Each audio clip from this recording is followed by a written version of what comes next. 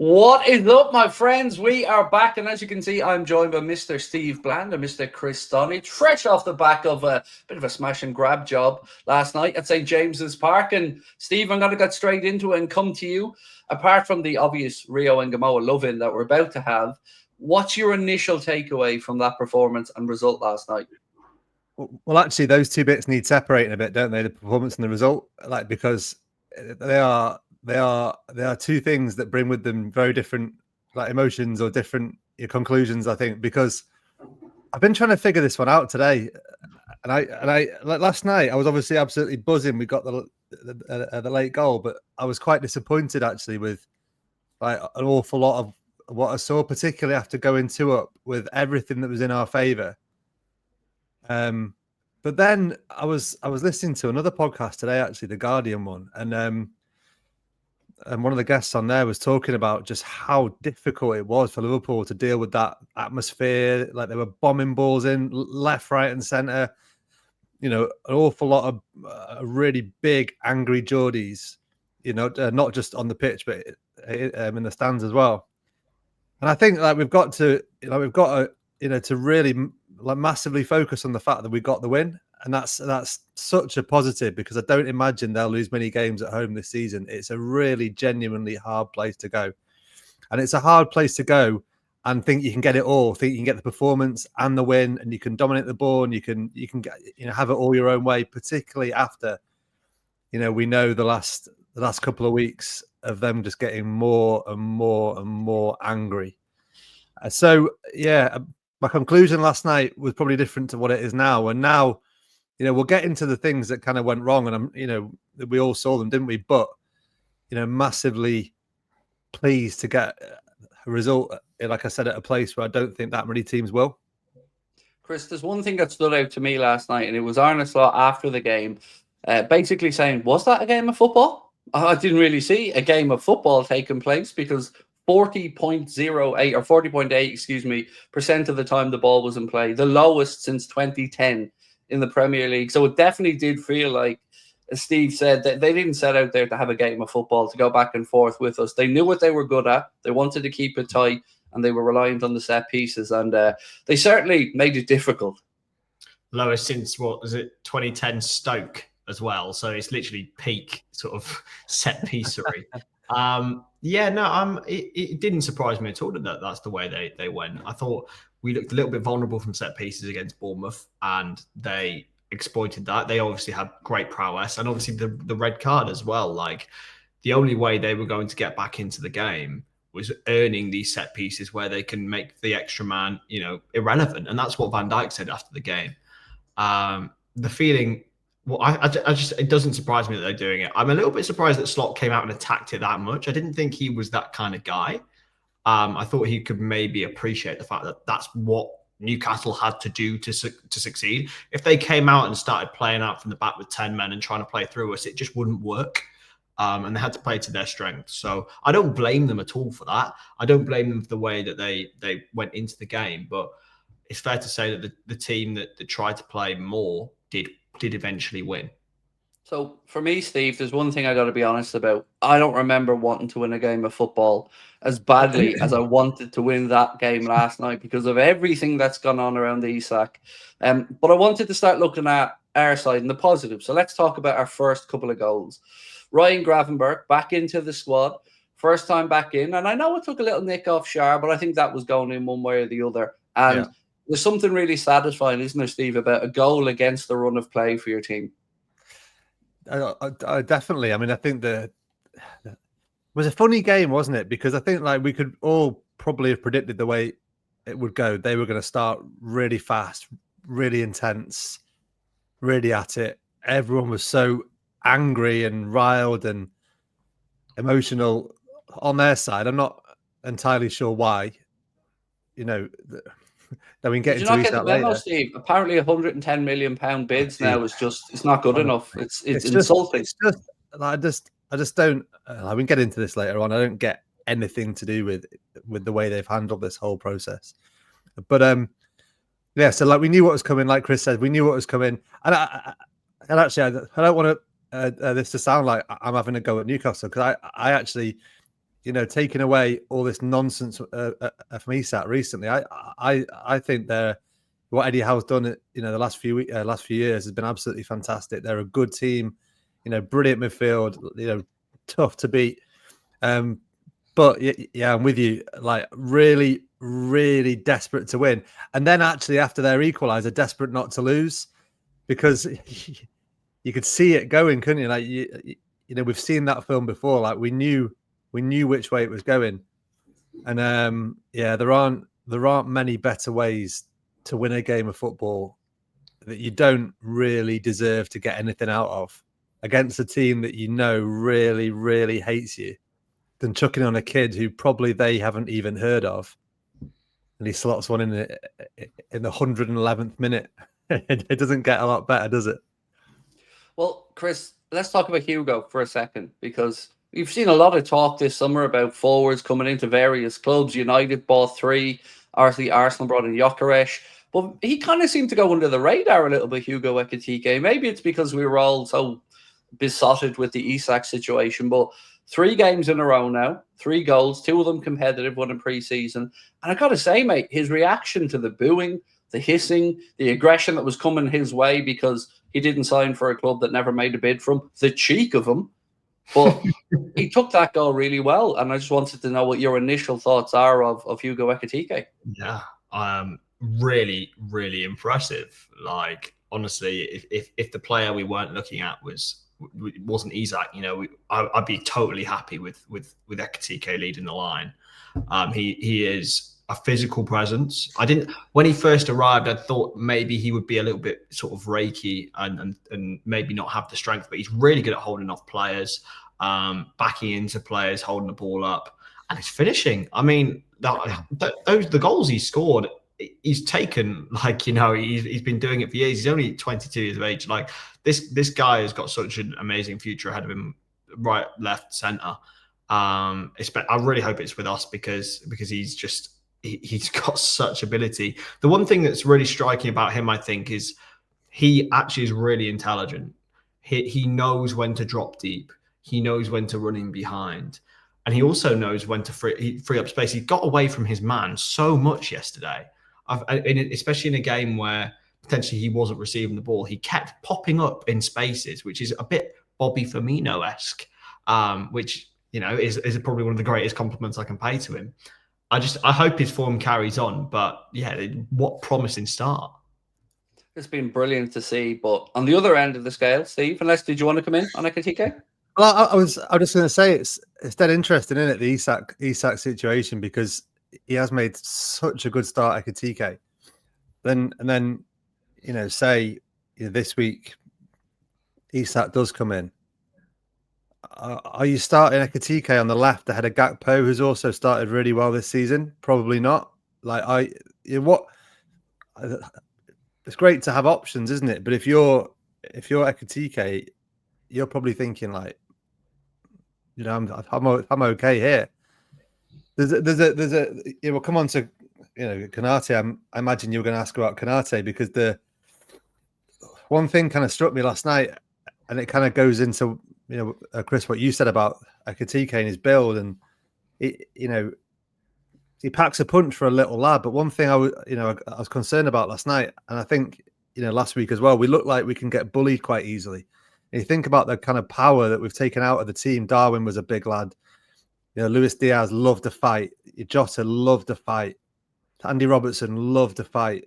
Szoboszlai in the kind of advanced midfield role had loads of energy, and he was a big lad. Well, is a big lad, loads of power. And I feel like we're quite easily bullied, and it doesn't help when your centre half, one of your main, one of your big 2 centre halves is just having an almighty stinker at the moment, and he just looks like, talking, I don't know, in like cricket parlance, he's not sure what end of the bat to hold. Like he just looks like everything's a struggle for him, doesn't it? And he doesn't look confident in the way he's reading the game. He's getting bullied by centre forwards. Yeah, it's not a great situation at the moment back there. So I do want to talk about Konate, but I also wanted to introduce another person to this conversation, and that's Salah. Because Jamie Carragher speaking earlier on, I think he's spot on. in saying that neither of them have started the season well. Now, what is important to point out here is there was obviously a lot going on at Liverpool this summer. We've seen the emotion written all over Mohamed Salah's face after the game against Bournemouth and how difficult that was for him. So I do have a massive caveat to their form because, yes, Konate has the contract situation as well, but they're still grieving. They're still going through that process of losing a brother, a teammate, and a friend. So I don't want to just scapegoat Konate because I also do have concerns, Chris, about Mohamed Salah's start to the season. One of the things that struck me last night was every time he got the ball, he seems to be very unselfish these days, which I will absolutely credit him for. He's always looking to become provider now. But that ball, he seems to pass it into the opposition player's legs or against an opposition player way too many times for my liking. And I'm just not seeing a confidence in Mo that I'd like to see at this point. And I don't mind who scores the goals, sharing the rounds, no problem. But Konate and Salah, for me, Chris, are probably the two biggest underperformers so far. I'm far more concerned about Konate in terms of it's just a total drop off. But with Mo, I think the one thing he's had spells like this before, and it seems like he can't hit a barn door. The one thing I will caveat with is the fact that he has actually got a goal and an assist in the first 2 games, even though they did technically. Obviously, the assist, I think, the Soberslide did the heavy lifting there, but he has it. He has the ability. The one thing with Mohamed Salah is he can put in a 5 out of 10 and score out of nowhere. He has got that. Yeah, he could have a complete stinker and just out of nowhere, bang, he's scored you a winner. And that's the one thing I think. Obviously, yeah, it's completely fair to be concerned about his form, but because of his complete unpredictability and his just unwavering attitude, he never gives anything up. You saw with the goal against Bournemouth, never gives anything up. That was brilliant. That run across the back line was brilliant. He's always going to be there or thereabouts. He has these spells where he sometimes looks a bit off it. He did have, was completely swarmed last night, but I'm not concerned. Konate, on the other hand, my goodness me, it is actually worrying how poor he is, and actually worrying that we only have an 18-year-old lad on the bench who can come on to say that all Wataru Endo. Like we need a centre half in now to give him competition, because the first 3 games of the season he's been absolutely well off it. Steve, what concerns me here is, at what point do we become adult and admit that both sides of this must know the outcome? So if it is a number thing for Konate, Liverpool will know what they're going to go to. Konate will know what he's looking for. And if we can't meet, surely at this stage, that has to be quite clear to the club. I would have thought so. I don't understand why we haven't pushed further for Mark A at this point. If nothing, to maybe try to push Konate even closer to making a decision. We said this the other week, didn't we? When a player, like a high-profile, young-profile player, goes into the last year of his contract, there's only one of a certain number of things going on. Either the player wants to go, the club doesn't want to renew, or they're struggling to meet in the middle somewhere. And it's obviously not that the club wants him to go. I wouldn't, we don't want to lose him on a free transfer. So it's either he wants more money or he wants to leave. Now, I can only presume that he's not said, he wants to go, because I feel like we would have sold him this window if that were the case. It's just, I don't know. It's funny, isn't it? Like we sort of draw these big conclusions, and we're 2 games into a season in which we've won both games, and there have been glaring issues all over the field, really. And it's it probably only becomes clear in the next month or 2 whether or not we are talking about a drop off that's related to his head being turned, or his whatever else is going on. And with Chris, on Salah, going back to Salah, absolutely no concerns whatsoever. Like, I feel like we can't just ignore that he's been terrible either. Well, yeah, but we're 2 games in, though. I know the Community Shield was a bit of a funny one. That we could see the emotion after that Bournemouth game. And I think we said it, didn't we? That we can't underestimate like the impact on these lads. Some of these lads who've been there a long time. Mo played with Jota since he arrived, and we can't underestimate the impact that's having on just the the way you approach a game, the way you feel about going out to play football, with your mates, and this other mate, he's not there anymore. So yeah, I'm cutting him a little bit of slack, because we have, like Chris said, we have been here before where he's had a couple of games when he's been off it, and then he can be a 5 out of 10 and score a hat trick. He's that guy, isn't he? But yeah, Konate, it's a concerning one, and I would like, Guehi seems to be the one, doesn't he? I wouldn't be against chucking in a little bid for that Hincapi at Leverkusen, because I really like him. He's left-footed centre half, which we haven't got. Can play left back, and I don't, of the new signings, I've not been completely convinced with Kirkes so far. So it wouldn't be the worst idea to strengthen up the left-hand side of that defence. So here's where I agree and disagree. Hincapi, I totally understand the thought process on, but for me, Chris, there's an England international, a Crystal Palace captain in a peak age for us at 24, 25, who can probably be gotten for 35 to 40 million. So cheaper than Hincapi, homegrown, understands the Premier League, wants to come to the club, and he's just sitting there waiting. I don't understand why we haven't made a decision at this point. Me neither.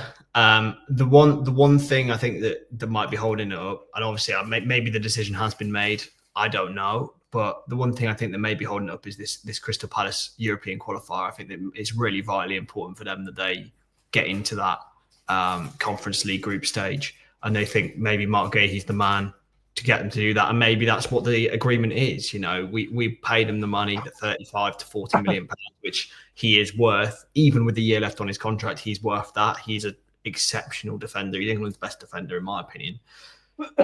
We pay that money after that qualification. That is my theory, because otherwise, why would he still be there? I think it's just a gentleman's agreement, to be honest. I'm really confident we sign him. Parish has said, hasn't he? Like you said after the Community Shield, like we can't afford to let him go on a free transfer. So I like, for me, I think we can.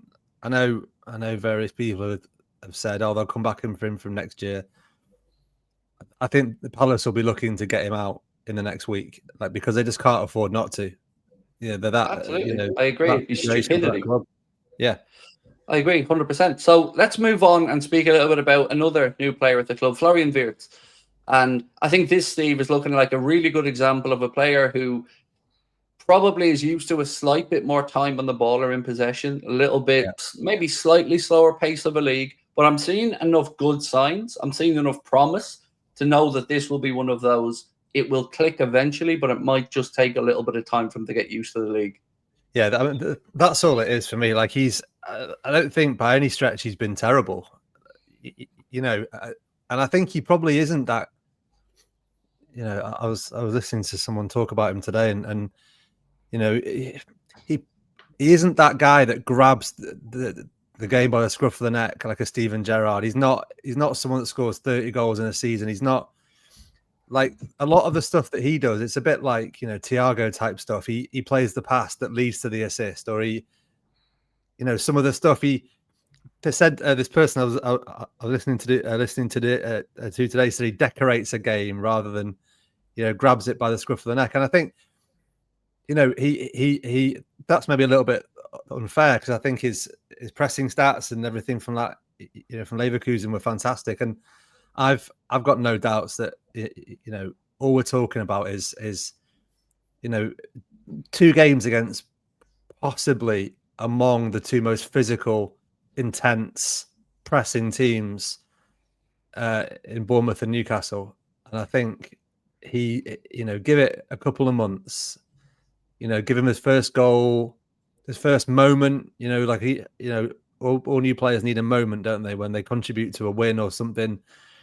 And I think it'll all click and we'll all be away. And we'll have forgotten about the first couple of games that haven't been. They've still been 7 out of 10s, haven't they? They've just not been, electric. So there was a good piece, Chris, on Sky Sports, and they were talking about the things that maybe people haven't seen with Florian Wirtz. And one of them was the amount of high-intensity runs that he makes in a game, the amount of distance that he covers in a game. And I certainly learned a lot from reading it. He averages about 1.5, 2 kilometers more than a lot of other players out there. So as Steve said, he's getting through the work.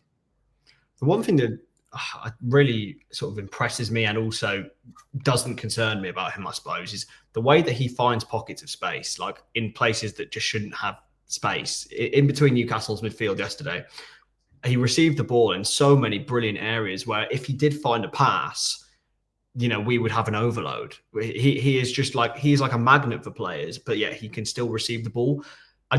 As you mentioned, I don't think he's quite got used to the pace yet. I think Guimarães, Tonali, Joe Linton, especially Miley when he came on, whoever swarmed him whenever he had the ball, and he was completely outplayed in that regard.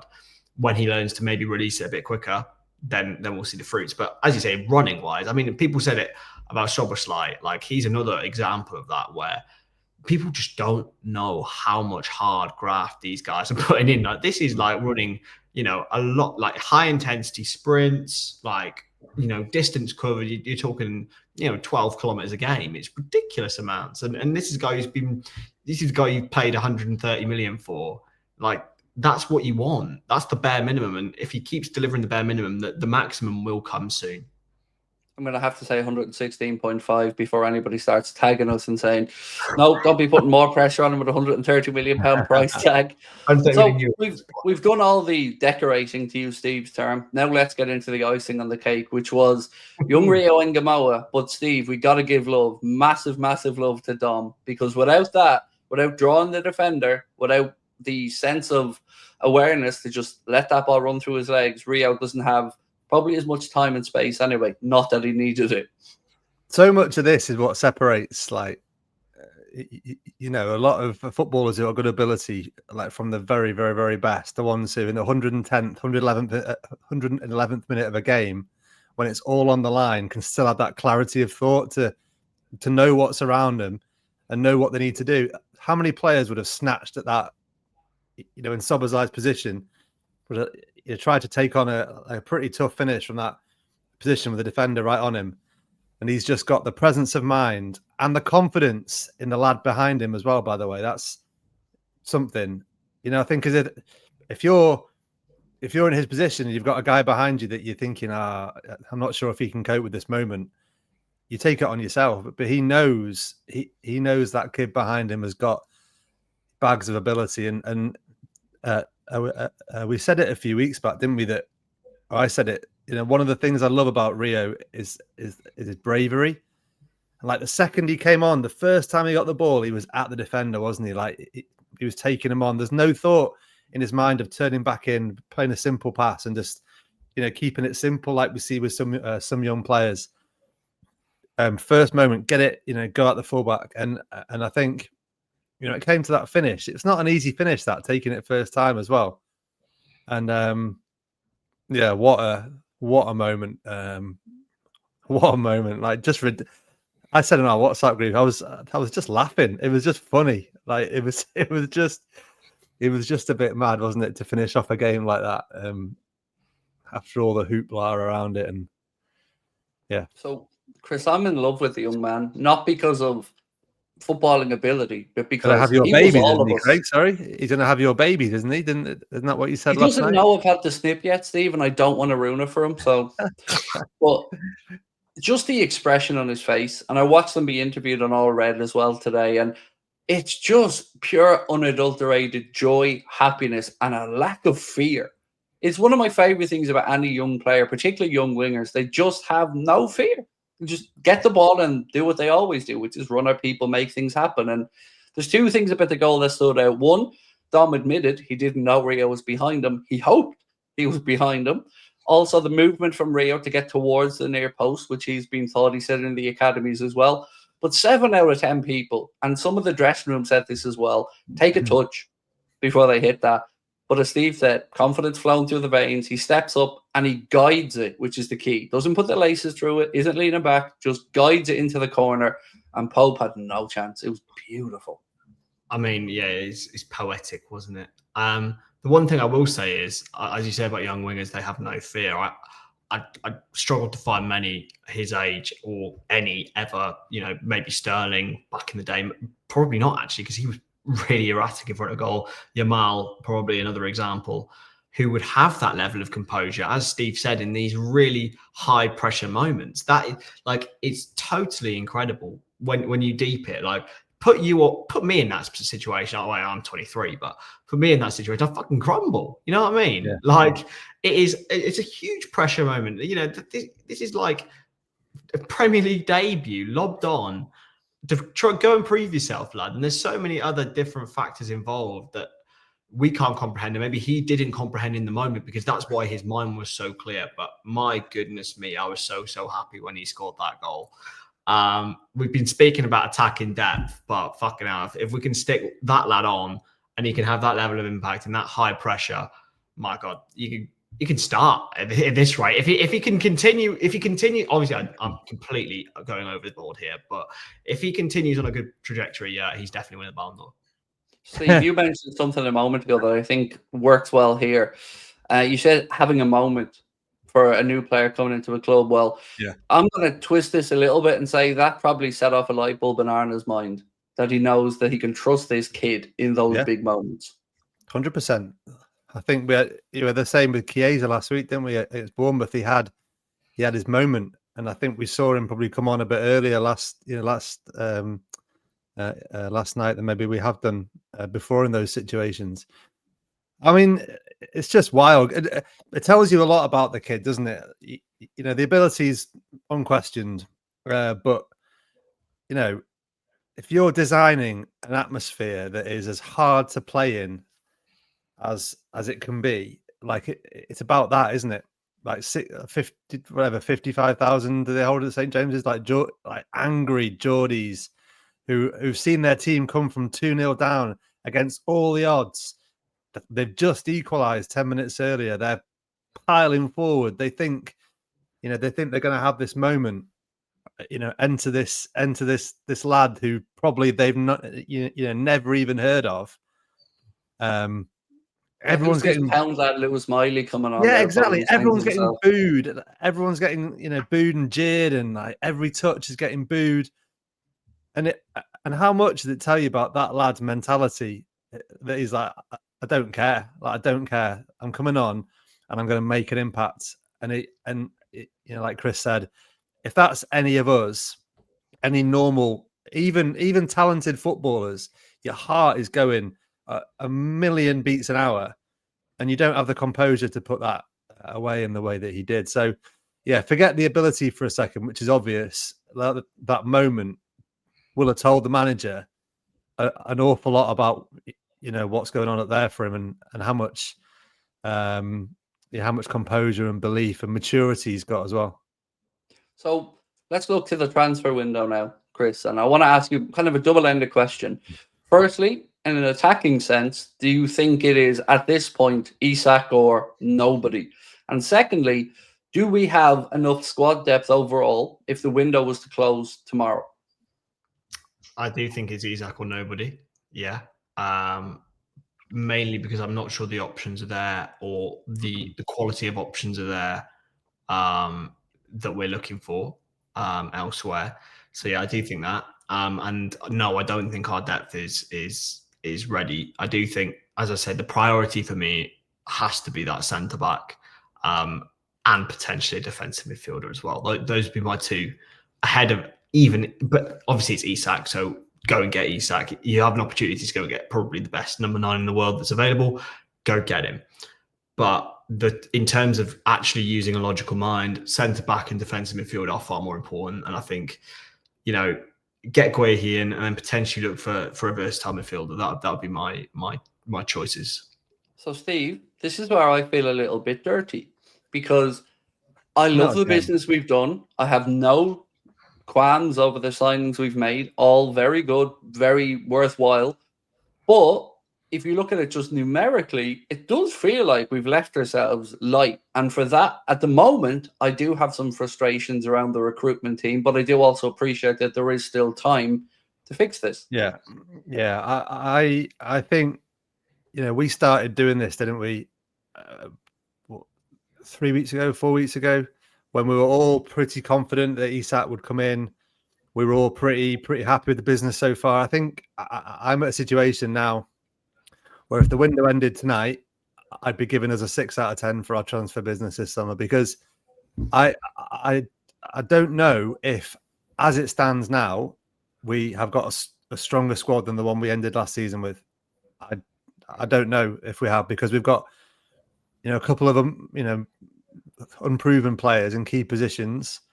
We've got undoubtedly less attacking depth. You look at what was coming off the bench last night. There wasn't a great deal to change the game, whereas we game winner, the winner. Well, yeah, but you know what I mean. Like last year, last year there were games we were going into games with Darwin, Jota, and Chiesa all on the bench.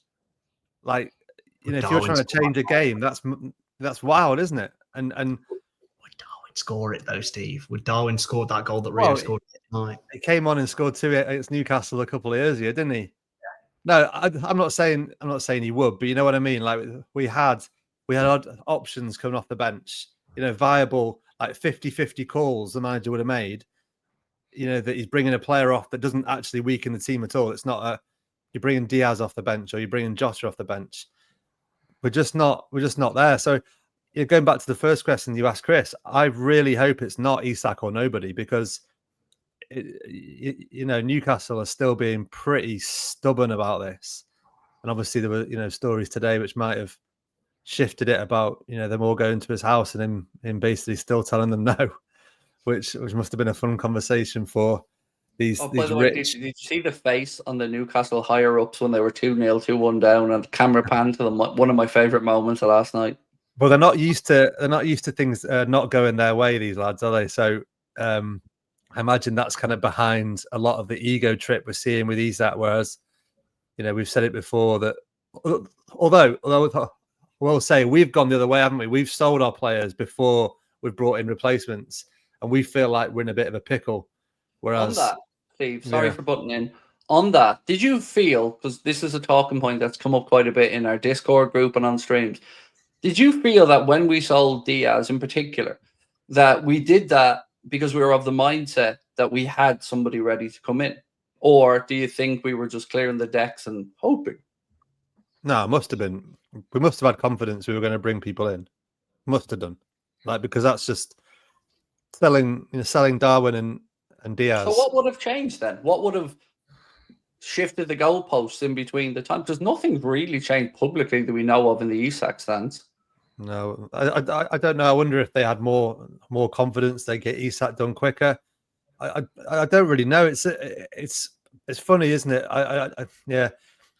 I think because as well, the way Newcastle are trying to do it, they're trying to, and it's kind of transpired that they're not doing this. But originally they tried to kind of say we're buying a centre forward to play with Isak, so you don't get the price driven up quite so much. If they're walking around Europe with 140 million quid in their back pocket, knowing they need to buy someone, all of a sudden 20-30 million gets added to every price, doesn't it? So they've tried to do it the other way.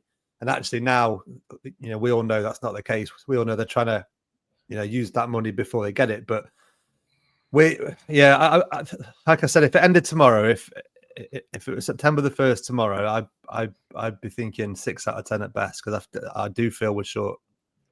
So, Chris, we keep hearing about reintegration with Isak, but I was again listening to Carrot, and he spoke about the Torres situation at Liverpool, that it didn't happen at the end of the summer and he eventually moved in January. And he said that those intervening months were horrible for everybody at the club, the players, the coaching staff, Torres.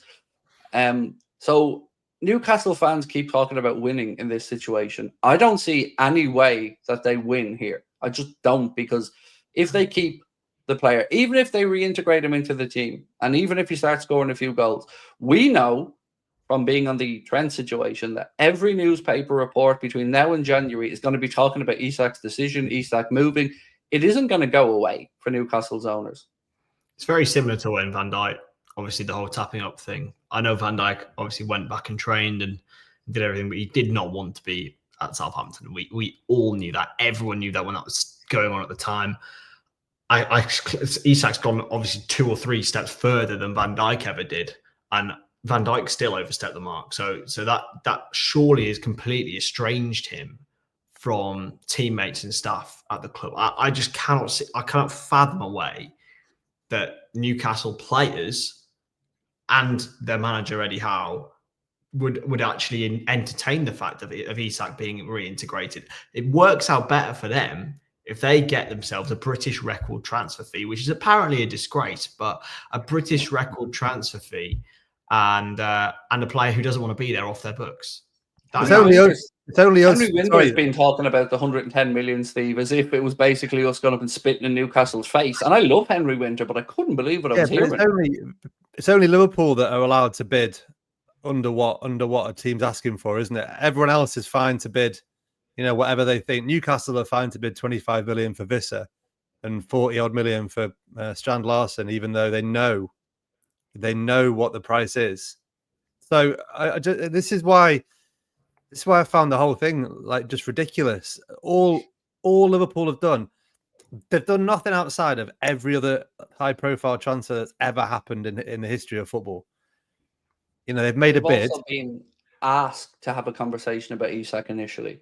The reports were that Newcastle contacted us because they understood the Isak situation was becoming a problem and asked for a conversation. It's just ridiculous. It's just an ego trip from a club who think they're acting all big and powerful and mighty, but they're not. They're showing they have no faith in their own recruitment, aren't they?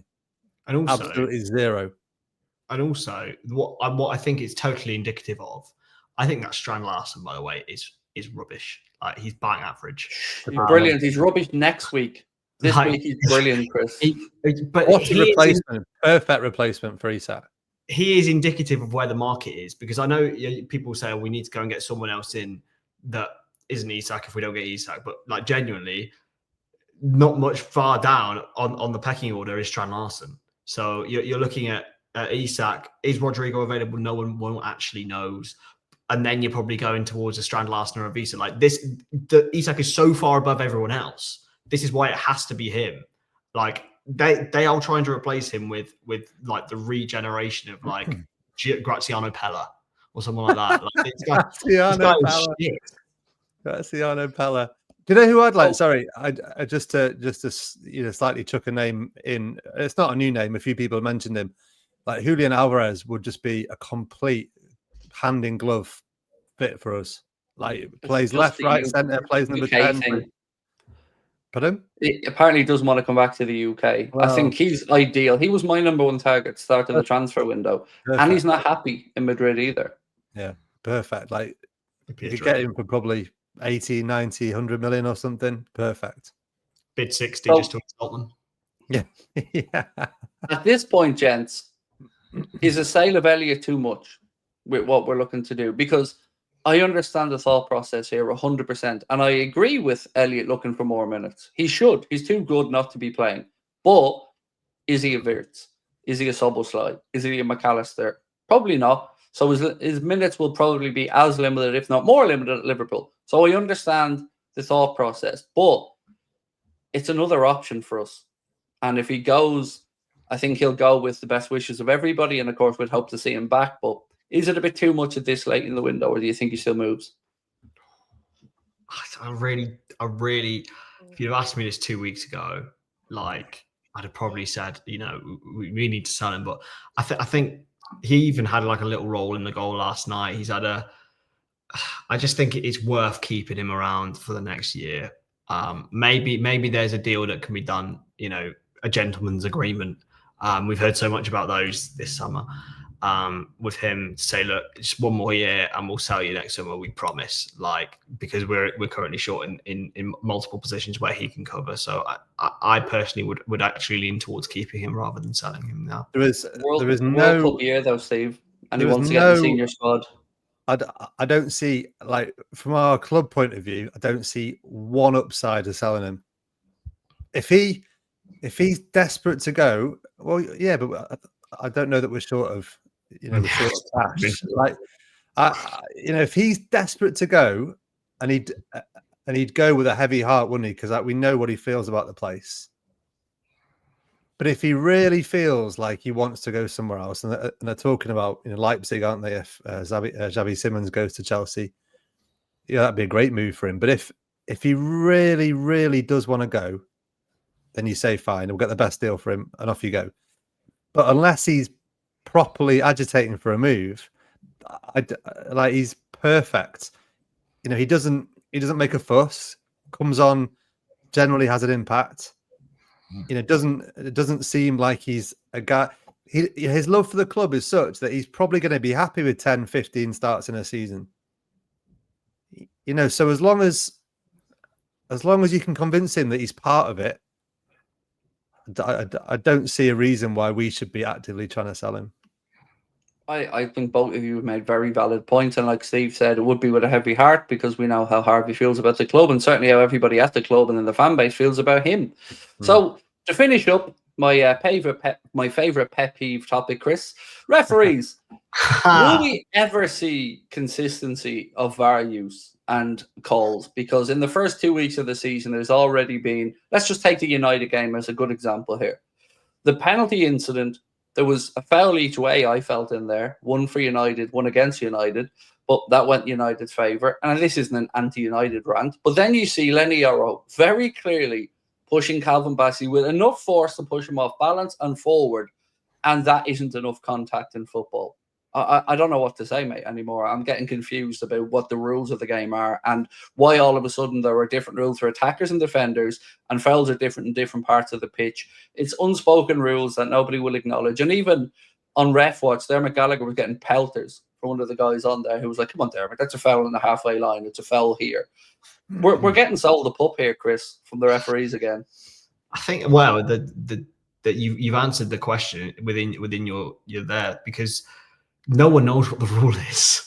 Like, what is the barrier of the force that needs to happen? And honestly, I don't know. Like, what turns that a little shove into a push? What turns a push into a shove? Like, I'm not too sure.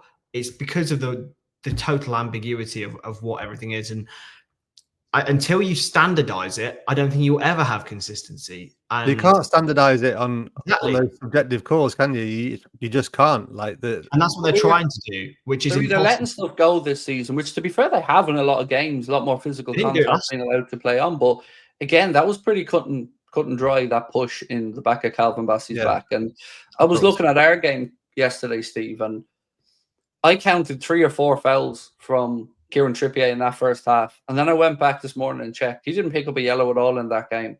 That is unfathomable to me. I had a bit of sympathy with the referee last night because that's a tough game to ref. And I don't think he's a great referee, but I thought it was a tough game to ref. And I thought the process around the sending off was right. Like, it didn't look immediately like a red in first view, and then they went through and he explained it correctly, and you could see the reaction from all the players, the Newcastle players, Newcastle fans. When you get the process right and you explain it properly, everyone's like, "Oh, yeah, all right, yeah, we're okay with that." And there was no real feeling of perceived injustice or anything. Everything was kind of straightforward. It